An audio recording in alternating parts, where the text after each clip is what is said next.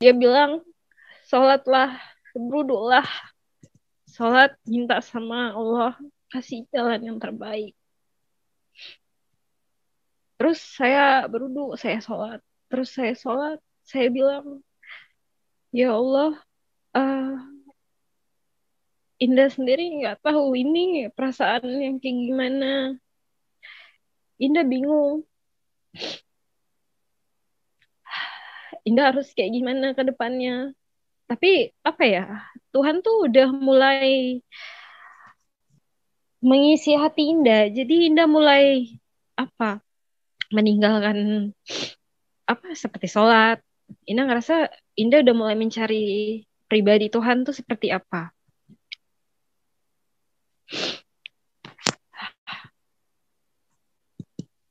Terus Indah sholat, Indah bilang, ya Allah, Indah nggak tahu nih, ada setengah jam lah Indah sholat. Ya Allah, Indah nggak tahu nih, Indah mau kayak gimana ke depannya. Indah harus kayak gimana. Eh, Indah pengen tahu, Indah bilang, Indah pengen tahu Tuhan Yesus itu siapa. Ini bilang kayak gitu kan. Indah pengen tahu Isa Al-Masih itu siapa. Ini bilang kayak gitu. Firman tuh kayak gimana, siapa dia. Ini bilang. Shalom Bapak Ibu sekalian, saudara-saudaraku dimanapun berada, kita akan mendengarkan kesaksian dari seorang ibu muslimah asal Kalimantan Barat. Beliau seorang yang sangat taat di dalam ajaran agamanya, bahkan menjunjung tinggi, menghargai dan begitu menghormati agamanya. Tapi seiring berjalannya waktu, Tuhan punya rencana yang lain. Dia boleh dijamah oleh Tuhan Yesus, dipanggil, diselamatkan, dan akhirnya Bapak Ibu, dia memutuskan untuk tinggalkan agama lamanya, terima Yesus sebagai Tuhan dan Juru Selamat. Untuk lebih lengkapnya kesaksiannya, saudara-saudara kita dengarkan bersama-sama. Nama saya Indah Kurniasari, asal saya Kalimantan Barat. Agama sebelumnya saya adalah seorang Muslim. Kalau dibilang Muslim yang taat, saya menjunjung tinggi agama saya. Tapi berjalannya waktu, saya mengerti kalau ini udah proses Tuhan. Saya balik ke masa kecil saya. Masa kecil saya adalah anak ketiga, 5 bersaudara, anak ketiga. Saya anak perempuan satu-satunya. Orang tua saya, kalau bapak saya udah nggak ada dari umur saya 3 tahun. Kalau ibu saya, dia ibu rumah tangga yang biasa aja. Jadi kesaksian saya ingin cerita sama saudara-saudara yang ada di sini.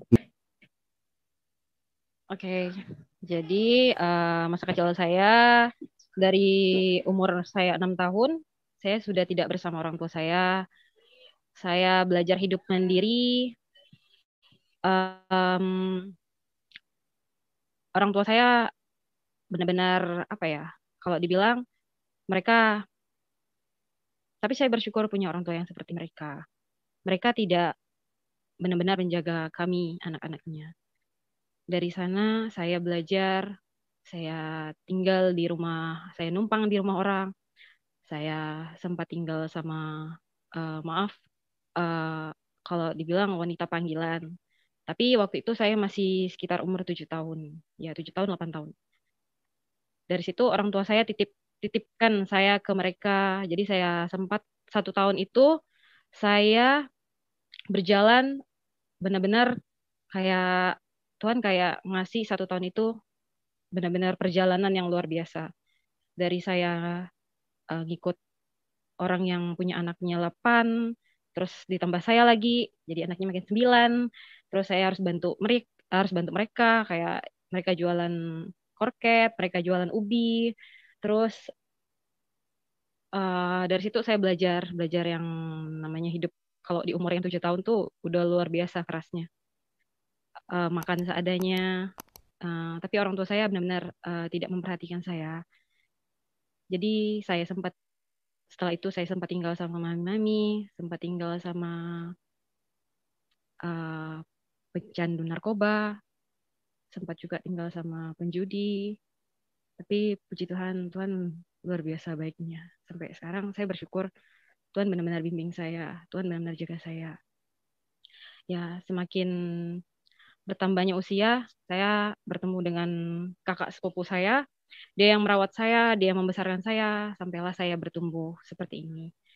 Karena saya SD tidak sekolah, SMP tidak sekolah, SMA juga tidak sekolah, jadi saya ikut paket agar bisa mengikuti kegiatan sekolah.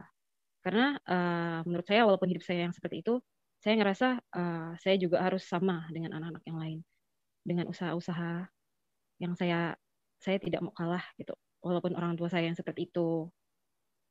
Jadi kalau dibilang ibu saya itu luar biasa, ibu yang luar biasa, luar biasa. Ibu saya sendiri juga sempat masuk penjara. Bapak saya kalau dibilang preman, preman pasar. Sampai sekarang saya nggak tahu bapak saya ada di mana. Tapi kadang harapan saya cuma bisa berdoa. Saya bersyukur punya orang tua yang seperti mereka. Terus berjalannya waktu ketika saya tinggal sama bareng kakak sepupu saya dibesarkan di sana, saya dirawat di sana, saya dididik di sana dengan agama, dengan akhlak, saya benar-benar dididik. Saya bersyukur ketika mereka mendidik saya. Tapi berjalannya waktu sampai saya nggak mau pacaran, saya langsung mau nikah, ta'aruf juga udah berapa kali gagal. Tapi itulah rencana Tuhan. Karena saya sendiri nggak tahu kalau rencana Tuhan tuh seperti ini. Jadi apa ya, luar biasa, Tuhan luar biasa. Sampai sampai sampai abang saya masuk penjara di daerah Sambas. Saya datang ke sana melihat beliau. Mereka apa ya, benar-benar menguji kesabaran saya. Karena hal-hal seperti itu bukan satu kali atau dua kali, sudah berkali-kali. Tapi saya bersyukur punya abang yang seperti itu. Karena dengan cara dia mendidik saya dengan, kalau dibilang sekarang di Kristen tuh dewasa rohani. Belum di waktu usianya saya udah belajar dewasa rohani. Jadi ada satu momen ketika saya ngelamun, itu saya belum tahu Tuhan Yesus atau apa, saya belum tahu. Jadi saya duduk di balkon di rumah sakit, abang saya masuk di rumah sakit. Terus saya ngelamun, saya berpikir, ya Allah, saya bilang kan, karena saya waktu itu masih muslim. Ya Allah, gimana ya? Kira-kira saya sendiri matinya dalam keadaan apa ya? Dalam keadaan muslim atau keadaan non-muslim? Itu yang saya pikirkan. Itu cuman sepintas lewat. Nggak yang terlalu lama. Cuman sepintas, habis itu saya lupa. Terus singkat cerita saya pulang ke Pontianak, terus saya fokus dengan diri saya mengajar di TK, TK-nya pokoknya Islamnya taat. Jadi saya ngajar di situ dan pada suatu ketika saya punya sahabat saya.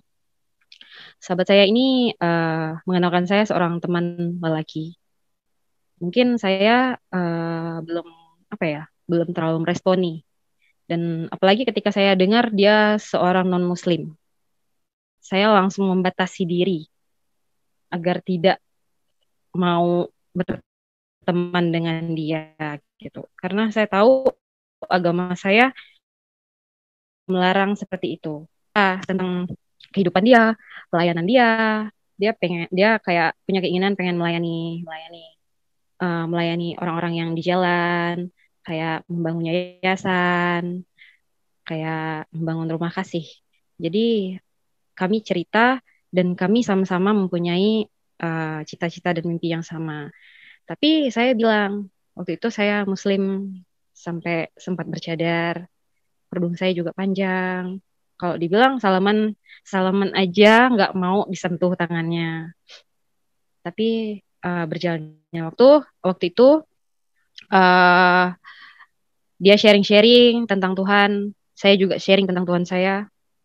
Kita visi misinya sama, tapi Tuhan kita berbeda. Jadi saya pengen pengen memutuskan untuk ya udah kita nggak bakalan bisa sama-sama. Tapi dia tidak apa ya, tidak putus asa. Dia benar-benar berusaha di jalan Tuhan. Dan saya menantang, bukan menantang ya, tapi kayak kalimatnya, ya udah kita imani dengan agama kita masing-masing. Tapi luar biasanya dia tunjukkan, dia berdoa, dia puasa, bukan menunjukkan ini. Tapi dia memberitahu kalau dia ketika dia berpuasa, terus dia berdoa, imannya luar biasa. Tuhan pasti dengar. Terus yang dimintanya juga bukan dia mau sama saya, tapi dia minta keselamatan saya. Dia minta keselamatan saya karena dia ngerasa kalau saya dari pertama kali dia bertemu dengan saya, dia ngerasa kalau saya punya kasih. Saya cocoknya jadi anak Tuhan. Saya nggak ngerti yang namanya kayak apa ya, kayak dibilang kamu tuh bukan berasal dari dunia, tapi dari surga. Saya masih belum ngerti kalimat-kalimat seperti itu. Tapi saya cuma mengiyakan. Oh, seperti itu. Jadi berjalannya waktu kita sharing-sharing tentang Tuhan Yesus, tentang Tuhan saya juga. Tapi ada masanya kami benar-benar putus asa. Kami ngerasa kami nggak bakal bisa sama-sama. Tapi setelah berjalannya waktu dengan imannya, dengan yakinnya dia, ada satu momen ketika saya tidur siang, saya bermimpi kalau tubuh saya sudah mau dipotong-potong, sudah mau dimasukin dalam kantong plastik. Mungkin kalau nggak diselamatkan, mungkin juga udah dipotong-potong, dimasukin dalam plastik. Terus dia datang, dia bilang, Bu, sebentar, saya mau ambil roti sama anggur, dia bilang, roti sama anggur. Terus setelah itu saya bangun dari tidur siang, terus saya tanya dia, terus saya bilang, saya mimpi tubuh saya mau dipotong-potong. Terus tuh saya mimpi ada roti dan anggur. Tapi dia nggak langsung jawab sih. Dia hanya diam. Dia melanjutkan penyembahannya sama Tuhan. Karena dia udah yakin kalau Tuhan yang mengerjakan semua. Jadi setelah itu saya juga penasaran dong. Jadi saya cari tahu di Google. Saya cari tahu tentang roti dan anggur tuh apa sih? Jadi saya buka di Google, di situ uh, bilangnya ini apa? Kalau roti itu sama anggur tuh kayak lambang sejahtera. Kalau misalnya yang kalimat-kalimat yang biasa. Jadi di situ udah di bawah itu ada Kristusnya. Karena saya masih Muslim, saya pasti mikirnya gimana gitu ya. Kok ada Kristusnya yang mau dibuka takut gitu kan. Tapi saya tetap lanjut sih. Saya cari tahu, saya ceritakan ke dia, terus saya tanya lagi. Kalau anggur sama roti itu apa sih? Dia cerita kalau roti itu tubuhnya Yesus, kalau anggur itu darahnya. Oh gitu. Jadi saya diam. Tapi saya terus lihat kesaksian-kesaksian di YouTube tanpa sepengetahuan dia. Saya tetap cari tahu tentang Tuhan itu tanpa sepengetahuan dia. Saya cari tahu kasih itu seperti apa. Terus berjalannya waktu, besoknya saya mimpi lagi. Saya mimpi ketemu sama anak yang hanyut di sungai. Saya ingin nyelamatinnya pun kayaknya udah nggak bisa diselamatin. Saking derasnya air. Tapi ada satu anak yang terselamatkan. Luar biasa. Saya nggak tahu itu anak yang mana gitu. Maksudnya mungkin entah saya atau siapa gitu. Terus hari berikutnya saya mimpi lagi. Saya mimpi lagi, mimpi saya lagi di atas gertak, di atas jembatan kayu. Terus di situ ada sungai yang mengalir, ada anak kecil yang lagi nari-nari sambil ngelihatin alam, sambil pokoknya hatinya tuh lepas, bahagia sekali. Terus saya sambil cerita, saya sambil teleponan sama pasangan saya. Saya sambil cerita, saya sambil teleponan. Terus saya tanya, saya cerita kayak gitu, dia langsung nyanyi lagu Rosarindu.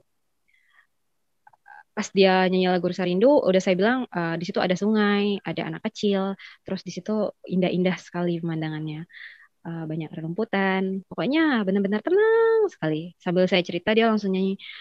Saya langsung tersentuh sih ketika dia nyanyi. Seperti Rosarindu, sungaimu jiwaku rindu engkau. Kaulah Tuhan hasrat hatiku ku rindu.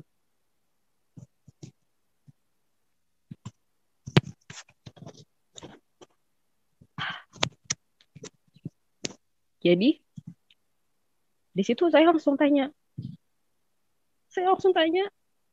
Tuhan, Tuhan rindu kah sama saya? Karena saya saya tahu ketika saya sholat, saya berserah sama yang namanya Allah. Tapi perasaan itu masih ada yang kurang. Terus saya tanya, Tuhan rindu gak sama saya? Saya bilang kayak gitu. Jadi uh, setelah itu uh, saya tetap cari tentang yang namanya Tuhan. Saya udah bergumul, udah bingung mau ngapa, sampai sholat pun udah saya tinggal. Tapi uh, si dia pasangan saya yang sekarang, dia bilang sholatlah, berwudulah, sholat minta sama Allah kasih jalan yang terbaik. Terus saya berwudu, saya sholat, saya bilang, ya Allah, uh, Indah sendiri nggak tahu ini perasaan yang kayak gimana. Indah bingung, Indah harus kayak gimana ke depannya. Tapi apa ya, Tuhan tuh udah mulai mengisi hati Indah. Jadi Indah mulai apa, meninggalkan apa seperti sholat. Indah ngerasa Indah udah mulai mencari pribadi Tuhan tuh seperti apa.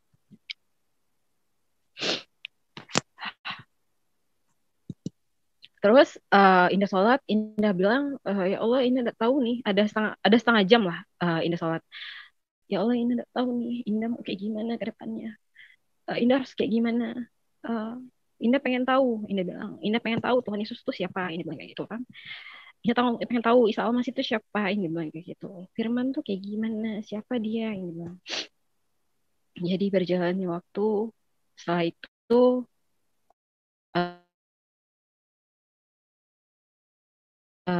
habis Indah sholat, Indah buka uh, Al-Quran, Indah ngaji, terus sambil buka di YouTube uh, tentang kesaksian tentang kesaksian Murtadin.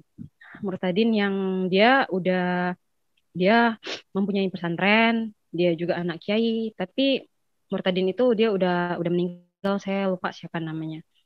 Terus dia cerita, terus disuruh buka surah-surah yang berkaitan tentang Isa Al-Masih, tentang firman. Saya cari tahu tentang firman, saya ngaji, saya baca artinya. Terus dapatlah satu ayat yang menurut saya Tuhan ingin menunjukkan sesuatu.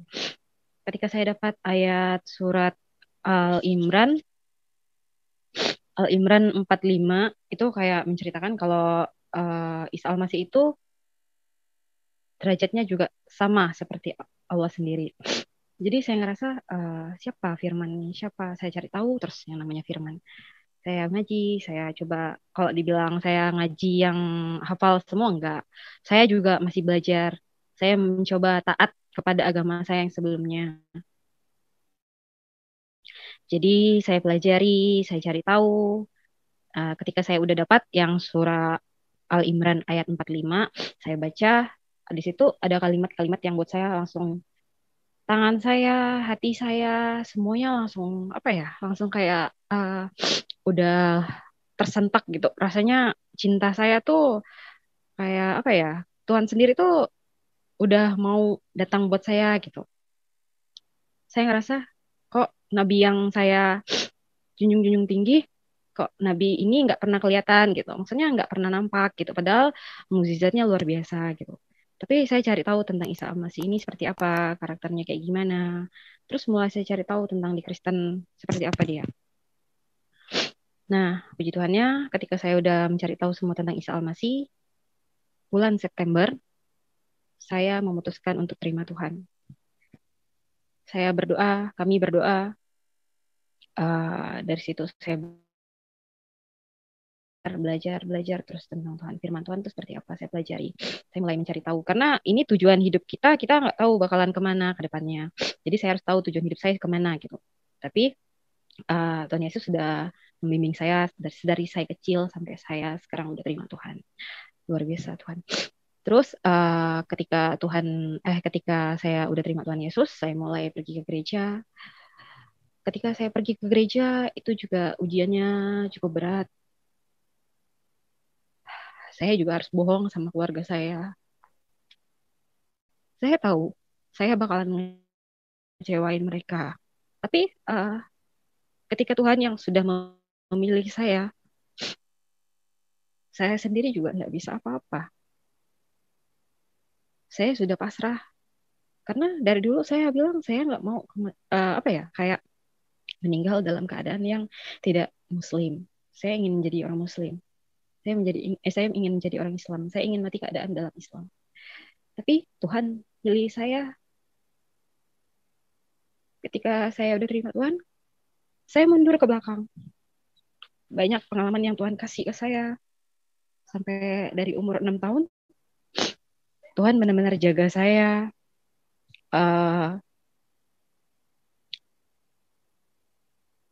Tuhan jaga saya dari mami. Sampai saya sempat ada trauma. Sampai yang buat saya tidak mau ikut sama orang tua kandung saya. Di situ saya pernah mengalami pelecehan seksual terhadap ayah tiri saya sendiri. Sampai sekarang ayah tiri saya masih berhubungan sama ibu kandung saya. Dari situ ketika orang saya pakaikan baju yang kayak ada roknya, saya mulai nggak mau. Saya takut gitu, takut dia apa-apain. Karena ketika orang tua saya tidak ada, ibu saya tidak ada, dia melakukan hal-hal yang tidak senonoh. Jadi saya memutuskan untuk pergi dari rumah tanpa ada satu orang pun yang tahu kalau kenapa saya sampai mau pergi dari rumah di umur yang sekian.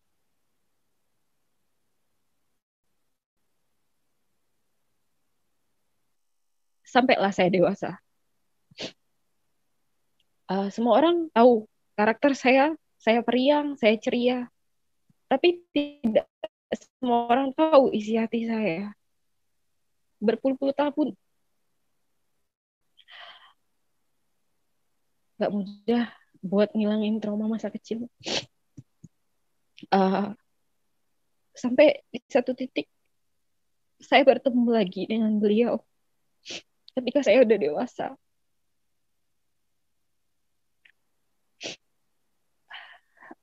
Saya merasakan hidup saya hancur. Saya tidak ada apa-apanya lagi. Kayak apa ya? Rasanya saya pengen mati. Udah, saya merasa saya tidak sekolah.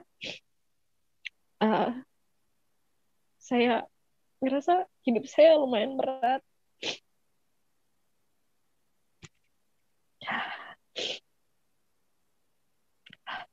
Terus saya tetap fokus. Saya tahan diri saya. Dan seterusnya saya pendam rasa sakit itu. Saya pendam rasa sakit itu. Ada satu momen sampai saya mau ambil pisau. Saya yang mau nusuk dia sendiri. Cuman saya pikir, buat apa saya menghabiskan waktu saya buat ngurusin orang seperti itu. Tapi rasa seperti itu tuh susah buat dihilangkan. Trauma masa kecil tuh susah buat dihilangkan. Terus berjalannya waktu, saya balik lagi ke awal. Ketika saya udah ketemu sama Tuhan, saya ngobrol sama pasangan saya bilang, aku dari kecil nahan ini, sedangkan aku cerita sama orang tua aku sendiri, orang tua aku hanya ketawa besoknya. Aku udah minta ampun sama orang tua aku. Aku bilang, rasa sakit ini luar biasa. Rasa trauma ini luar biasa. Sampai ngerasa udah ndak berguna lagi lah buat di ini. Bakalan begini terus hidupnya. Tapi dijelasin, kalau di dalam Tuhan tidak ada yang seperti itu. Tuhan tuh kasih. Nah, dari situ saya makin dalam, pengen kenal yang namanya kasih. Saya udah tahu Tuhan. Pengen dalam, saya kenal kasih. Oh, kasih itu seperti ini, kasih itu begini. Nah, ketika saya sudah mengalami yang trauma itu, maaf sebelumnya kalau saya belum ada cerita yang tentang trauma. Jadi ketika saya sebelum terima Tuhan, saya punya trauma. Jadi setelah sebelum saya terima Yesus, saya sudah mengalami trauma dan Tuhan udah pulihin saya dan saya bisa memaafkan dia dan saya sampai sekarang pun masih menanyakan kabar dia kepada ibu saya sendiri sampai saya bilang kemana mak kemana si ini kemana Om Adi kemana ini kemana ini dia udah makan belum sampai kayak gitu lah saya tanya. Saya udah mulai peduli lah sama dia terus ada satu momen orang tua saya ndak ada. uh, saya datang bawa satu nasi kotak. Orang tua saya lagi pergi, ibu saya lagi pergi, tinggal hanya dia dan saya. Sepanjang jalan saya memuji Tuhan, dan saya nggak tahu kalau di rumah itu ada dia. Terus luar biasanya ketika ketika saya mulai memanggil ibu saya yang datangnya dia. Terus saya tanya, Om kemana mama saya ini kayak gitu. Oh dia lagi pergi ini. Terus saya bilang, oh ini titip ini ya, titip ini sama mama, titip makanan ini. Terus saya bilang, sekalian. Terus saya tanya, Om udah makan belum? Kayak gitu kan. Itu saya ngerasa ini saya atau bukan gitu. Kok saya udah nanya kayak gitu sama dia. Tapi dari situ saya ngerasa kalau ini udah pekerjaan Tuhan. Tuhan tuh luar biasa sampai bisa ngilangin trauma saya yang dari puluhan tahun saya nyimpan sendiri, dari puluhan tahun saya ngerasain sendiri. Dan sekarang ketika saya udah makin kenal Tuhan, saya udah tahu karakter kasih itu seperti apa. Saya juga udah menerapin kasih itu kayak gimana. Saya makin mau mengenal pribadi kasih itu seperti apa.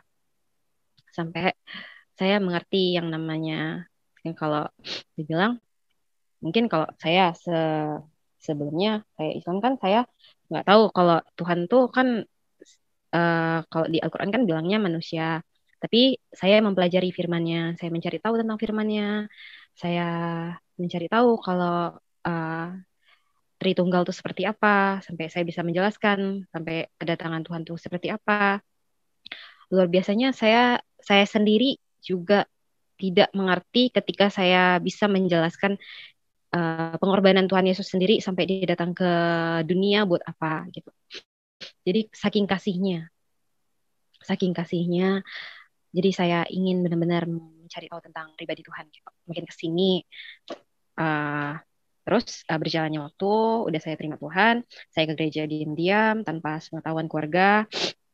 Tapi saya selalu berdoa agar keluarga saya bisa terima saya lagi dan kembali kami kembali berkumpul lagi. Karena saya tahu ketika saya udah terima Tuhan, saya tahu resikonya luar biasa. Tapi demi Tuhan, saya benar-benar ngerasakan kalau Tuhan tuh uh, lebih lagi pengorbanannya dari saya ketika saya harus terima Tuhan, saya harus dihina, harus di apa. Tapi Tuhan saya udah ngajarin kalau aku lebih dihina, tapi aku tetap kasih. Tidak ada yang bisa nerima aku. Tapi saya yakin berjalannya waktu Tuhan sudah tanamkan kasihnya dari saya masih di kandungan ibu saya. Ada suatu ketika saya udah terima Tuhan, saya udah ke gereja, saya pengen menyembah sendiri. Saya pengen bersekutu dengan Tuhan, saya pengen intim sama Tuhan. Saya langsung memuji Tuhan dengan lagu yang saya hafal, dengan saya buka YouTube, saya cari tahu gimana caranya memuji Tuhan, gimana caranya menyembah Tuhan. Terus ada satu momen ketika Tuhan kasih firman. Saya langsung buka firman, saya ngerasa kalau firman itu bukan bukan kebetulan. Saya buka Yeremia, pokoknya Yeremia 1 ke atau apa gitu. Pokoknya dia ada tentang kalau dia telah meniupkan roh roh saya ke janin ibu saya, ke dalam kandungan ibu saya. Yang saya pernah baca itu, saya lupa di awal mananya, tapi yang saya ingat seperti itu. Jadi saya langsung ketika Tuhan udah berbicara kayak gitu, saya langsung nangis, nangis sejadi-jadinya. Saya ngerasa bersyukur sekali saya bisa diselamatkan sama Tuhan. Eh, saya mundur lagi ke belakang, saya ngerasa saya anak yang paling beruntung Ya, sebab aku membentuk engkau dalam rahim ibuku. Aku telah mengenal engkau dan sebelum engkau keluar dari kandungan aku telah menguduskan engkau. Aku telah menetapkan engkau menjadi nabi bagi bangsa-bangsa. Ya, Tuhan tuh luar biasa. Terus sampai ke ayat 5, ya, 1 sampai 5. Jadi saya baca terus firman Tuhan, saya baca terus firman Tuhan. Jadi setelah itu saya berdoa, saya terima kasih sama Tuhan. Tuhan terima kasih udah ngasih pelajaran hidup di masa kecil yang luar biasa. Terima kasih udah bisa ngasih saya pengertian, walaupun orang tua saya sendiri tidak di sisi saya. Karena di masa-masa umur kayak 7-8 tahun kita perlu dibimbing dengan orang tua. Terima kasih Tuhan, saya bersyukur punya punya mama yang seperti mama saya, yang dia luar biasa mendewasakan saya. Terus saya bersyukur punya bapak yang kalau dibilang bapaknya preman, tapi saya bersyukur punya bapak yang seperti itu. Mungkin kalau saya tidak dilahirkan dengan orang tua yang seperti itu, saya tidak tahu sedewasa apa saya sekarang, kayak gimana saya sekarang, saya tidak tahu. Tapi saya yakin Tuhan udah rencanakan itu semua. Sampai detik ini, sampai hari ini, sudah Tuhan atur semua. Jadi berjalannya waktu, uh, saya belum disidang, bulan Desember, saya mulai memutuskan diri untuk dibaptis uh, tanpa uh, tanpa tanpa maksudnya tanpa dorongan siapapun. Jadi saya langsung nanya info baptis di mimbar gereja saya langsung indaftar, terus saya dibaptis Desember tanggal 6 atau tanggal 11 gitu, saya lupa. Jadi nama baptis saya Esther.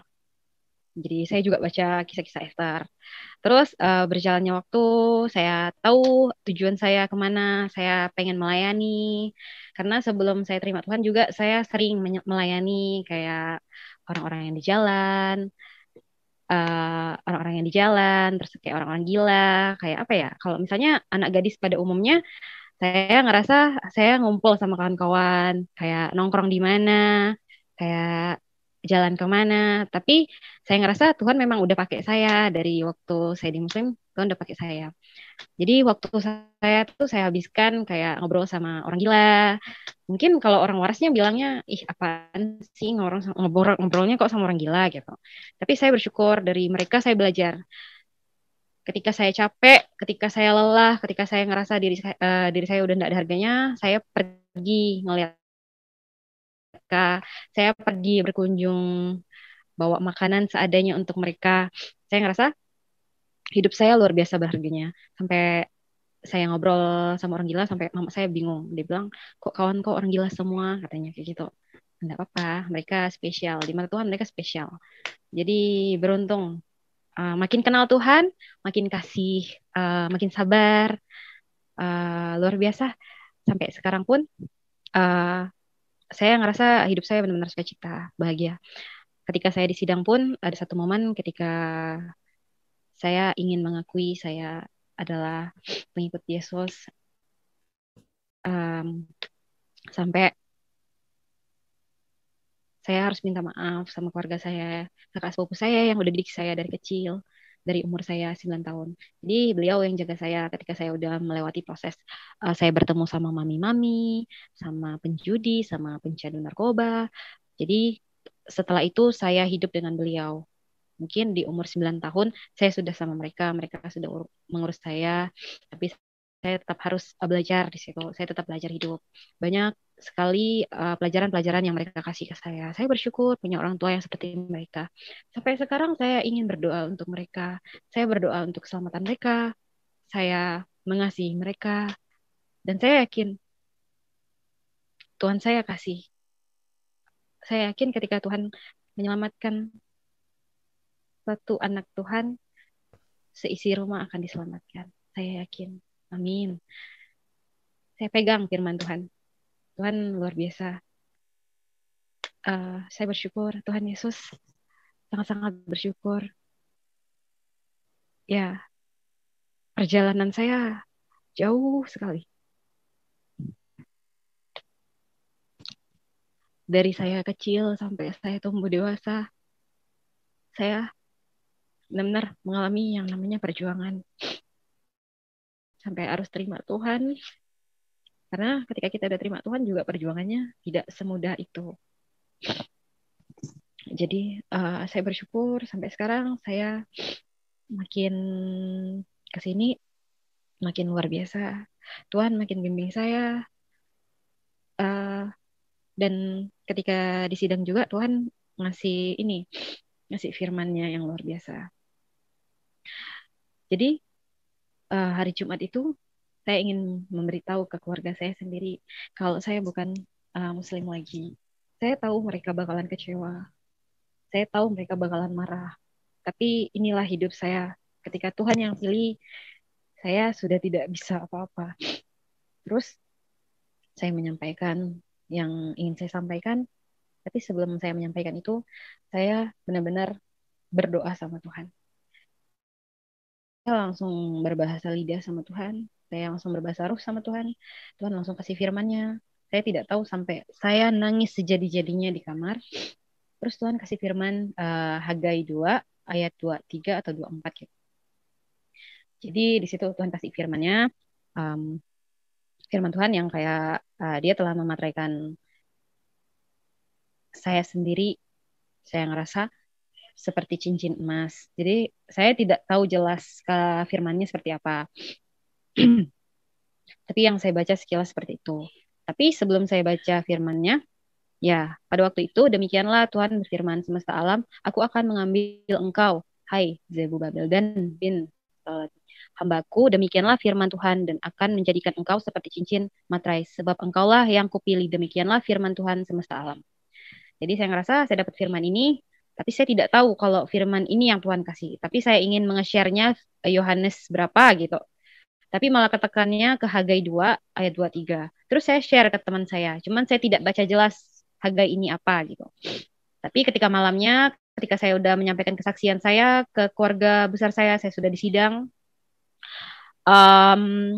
Besok paginya, malamnya mereka telepon saya kayak ngasih semangat, kayak nemenin saya dulu, kayak apa ya, kayak jangan sampai saya sedih gitu. Mereka tahu saya pasti sedih. Jadi saya suruh mereka buka, ini tadi aku dapat firman ini. Coba buka, kayaknya di Yohanes ini. Rupanya bukan di Yohanes, tapi di Hagai 2. Terus aku share lagi ke teman-teman di Hagai, yang Hagai, surah Hagai itu. Karena aku kira itu Yohanes, rupanya Hagai. Jadi ya udahlah. Terus mereka baca, mereka bilang ini bukan Yohanes, tapi ini Hagai. Terus besok paginya saya renungin lagi firman Tuhan yang surah Hagai, yang firman Hagai itu, saya renungi terus. Saya ngerasa kalau kita baca dari ayat 20 atau keberapa gitu, itu menceritakan tentang memberi kekuatan untuk Yosua atau apa gitu. Jadi dan harinya juga pun sama. Di bulan ke-6 di tanggal 24 bulan ke-6 dan saya keluar dari rumah saya di tanggal 24 bulan ke-6.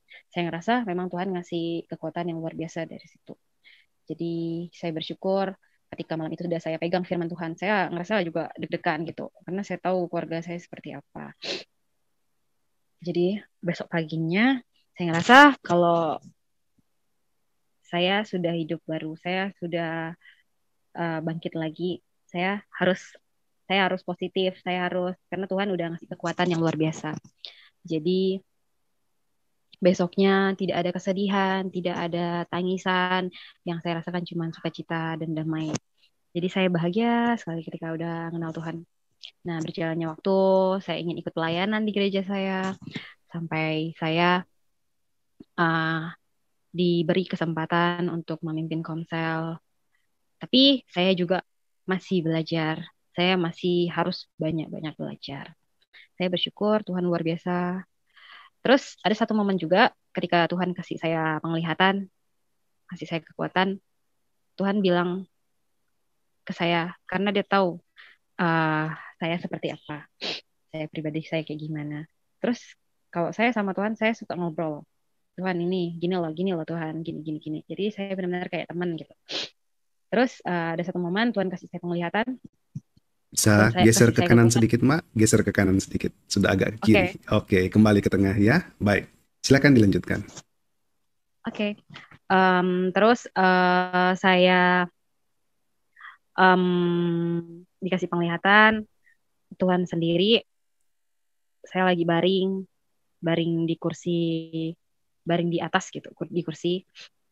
Jadi Tuhan kayak nunjukin kayu cuman setengah kayu salibnya cuman setengah. Ketika Tuhan nunjukin kayu salibnya setengah, Tuhan bilang, apakah kau mengenal ini? Kata Tuhan. Terus saya udah mulai bergetar, hati saya udah mulai mau nangis. Ya, saya bilang, saya tahu itu apa. Saya udah tahu walaupun Tuhan kasih gambaran itu cuma setengah.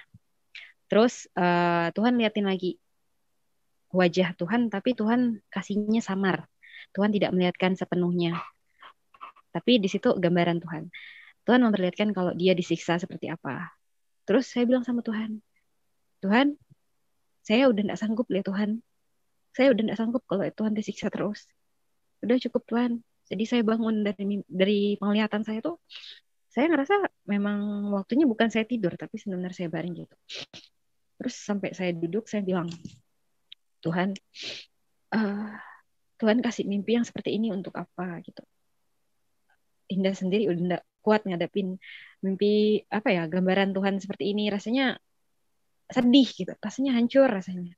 Jadi ya udah, Tuhan tuh banyak ngeluangin waktunya. Indah ngerasa Tuhan selalu berdua sama Indah. Kami sering komunikasi. Tuhan selalu ada di samping Indah. Ada satu momen sampai Indah juga mimpi. Ini mimpi kalau tadi penglihatan. Ini mimpi Tuhan. Kami lagi naik mobil. Kami lagi naik mobil. Terus Tuhan bilang kayak ada suara seperti, apakah kamu mengenal jalan ini? Saya bilang, saya tahu jalan ini. Terus ada tiang besi dilanggar gitu. Jadi dilanggar, ditabrak. Terus saya langsung berpikir, kok kita nggak mati gitu? Kan kita di dalam mobil. Terus kok mobilnya nggak bengkok, malah makin tinggi gitu. Terus saya tanya lagi kan, kok kita nggak mati? Kata gitu kan. Ya, karena kita bukan di bumi lagi, kita udah di surga. Dibilang seperti itu. Terus saya langsung diam, saya ngelamun. Terus saya pandang pemandangan yang di sekitar tuh seperti sawah, seperti rumputan, yang luar biasa pemandangannya. Memang benar-benar menenangkan hati. Habis itu saya bangun. Terus saya renungi terus mimpi yang dari Tuhan. Nah, makin ke sini juga Tuhan banyak kasih mimpi-mimpi. Cuman detailnya saya udah banyak lupa kalau saking banyaknya mimpi yang Tuhan kasih ke saya. Tapi saya selalu bersyukur. Itulah cara Tuhan untuk menyampaikan sesuatu ke diri saya sendiri. Mungkin kalau saya ada kurangnya di sini atau saya ada kesalahan di sini, Tuhan pasti tegur saya. Saya yakin. Karena saya selalu minta itu. Tuhan tolong minta jadikan saya orang-orang yang benar-benar Tuhan pakai, Tuhan rendahkan hatinya, jangan sampai ada kesombongan, jangan sampai ada keirian, Tuhan. Saya hanya minta itu. Karena setiap doa saya tidak pernah meminta uh, kayak hal-hal duniawi. Saya selalu minta ketenangan karena saya yakin Tuhan saya bakal mencukupkan apapun kekurangan yang ada di bumi. Jadi berjalannya waktu, sekarang saya udah memimpin Komsel, makin ke sini saya merasa luar biasa. Luar biasa Tuhan udah pakai saya. Saya akan benar-benar melayani seperti Tuhan. Terus saya ingin punya hati yang seperti Tuhan. Pokoknya semuanya yang saya lakukan benar-benar untuk Tuhan. Udah itu aja yang ingin saya lakukan sekarang. Udah gak ada apa-apa lagi karena saya udah terima Tuhan. Saya ngerasa bahagia sekali. Rasanya lepas, rasanya bebas. Rasanya Tuhan banyak ngajarin sesuatu dan saya enggak ada keraguan lagi. Jadi hanya ini yang bisa saya sampaikan, hanya ini yang bisa saya sharingkan. Demikian kesaksian Ibu ini, semoga boleh menguatkan iman kita, memberkati, dan kita pun akan semakin semangat di dalam Tuhan, semakin sungguh-sungguh mengiring Yesus Kristus sebagai Tuhan dan Juru Selamat kita. Karena kita imani, Alkitab mengajarkan kepada kita bahwa Yesuslah satu-satunya Tuhan dan Juru Selamat. Di luar Yesus tidak pernah ada keselamatan. Semoga videonya dapat bermanfaat. Jangan lupa untuk terus mendukung dengan cara like, subscribe, dan share, supaya saudara terus mendapat notifikasi video-video terbaru dari saya, dan terlebih channel ini akan terus berkembang dan menjadi saluran berkat bagi banyak orang. Sampai jumpa di video-video berikutnya, dan Tuhan Yesus memberkati.